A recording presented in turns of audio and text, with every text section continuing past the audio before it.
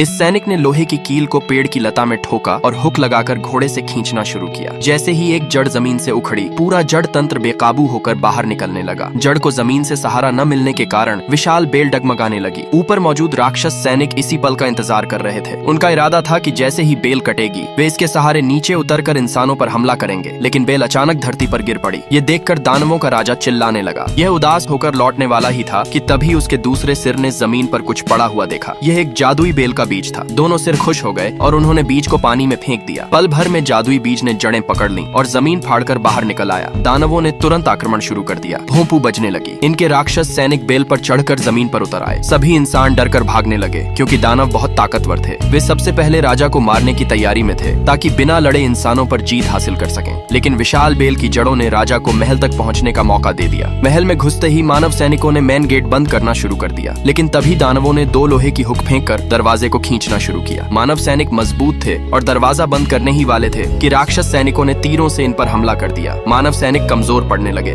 राजा के आदेश पर दूसरा दरवाजा तुरंत बंद कर दिया गया। लेकिन राजा जानता था कि यह ज्यादा देर नहीं टिकेगा। उसने रानी और थॉमस को महल के अंदर छिपने का हुक्म दिया। महल के अंदर आते ही उन्होंने जमीन में हलचल देखी। अचानक जमीन फट गई और एक दानव बाहर निकला। दोनों डरकर राजा की अलमारी में छिप गए। इन्हें उम्मीद नहीं थी कि दारू नाली के रास्ते महल तक पहुंच जाएंगे। होल से एक दानव की बड़ी आंख दिखाई दी। वे तुरंत अलमारी से निकलकर बाहर भागे। दानव दरवाजे में फंस गया क्योंकि दरवाजा छोटा था और वह अंदर नहीं आ सका। दोनों ऊपर के रास्ते बाहर भाग रहे थे। तभी एक बड़े हाथ ने रानी को पकड़ लिया। थॉमस ने देखा तो सामने दानवों का राजा खड़ा था। थॉमस ने बिना देरी किए उस पर हमला करने का सोचा, लेकिन दानव के दूसरे सिर ने उसे देख लिया और थॉमस को पकड़ लिया। थॉमस ने हथियार से दानव के दूसरे सिर पर वार किया, लेकिन उस पर कोई असर नहीं हुआ। राजा थॉमस को खाने ही वाला था कि थॉमस ने जादुई बीज निकाला और उसके मुंह में डाल दिया। बीज दानव के पेट में पहुंचते ही अंदर से जड़ें निकलने लगी। कुछ ही पलों में दानव राजा मर गया। इधर राक्षस सैनिक दरवाजा तोड़कर महल में घुस चुके थे। सभी इंसान डरे हुए थे क्योंकि वे दानवों के सामने छोटे और कमजोर थे। तभी लोगों ने देखा कि राक्षस सैनिक अपने हथियार फेंक रहे हैं और झुककर सलाम कर रहे हैं। किसी को समझ नहीं आया कि क्या हो रहा है। तभी थॉमस महल से बाहर निकला। उसके सिर पर दानव राजा का ताज था। ये गरीब लड़का अब महल का राजा बन गया था। रानी ने थॉमस से शादी कर ली।